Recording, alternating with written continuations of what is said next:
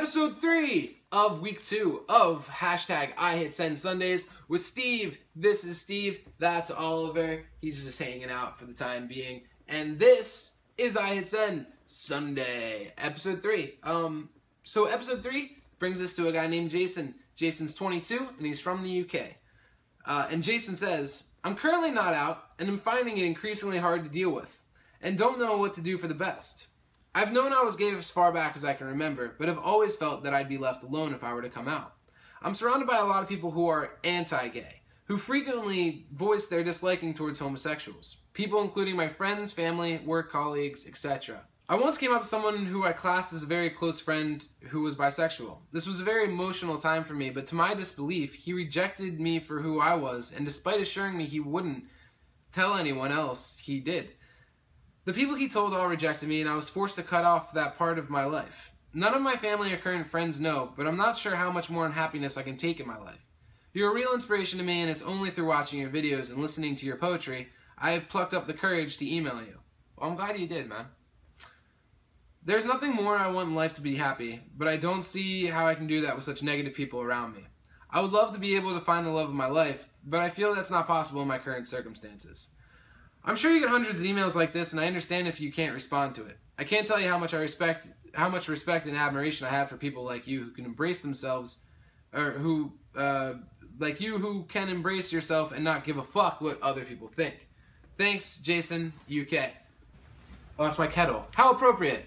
I'm answering a question from someone from the UK, and my tea kettle is going off. Cheers, UK people, and Britain in general, and other places that drink tea. You're in the beginning stages of coming out, and that sucks because you dipped your toes in the water and the water wasn't warm.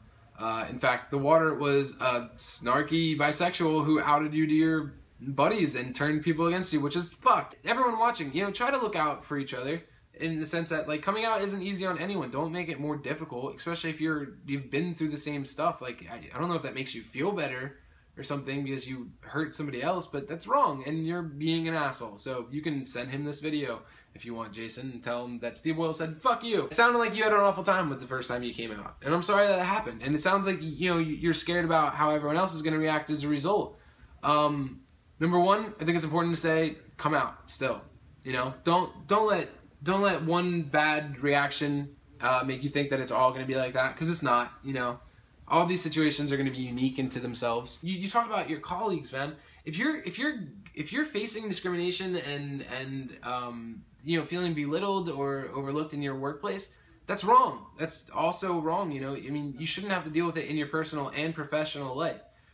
In the United States, we have certain laws against workplace discrimination. I don't know how the UK is, but you might want to look into that because your employer should be making your life easier, maybe not with the work aspect, but you shouldn't have to deal with that other bullshit on top of the job you already have to do. So yeah, man, I know coming out's super scary. I know, I've been there, I did it, and I know you think I give zero fucks, but I give quite a few fucks. I'm generous with the amount of fucks that I give, because I truly do care what my loved ones think, what my friends think, and stuff like that, and I know that you do too. I got some backlash on last week's video because I told like a 16-year-old that he should try to move away from his family. I meant eventually, but a lot of people were like, he's 16, you need to calm down.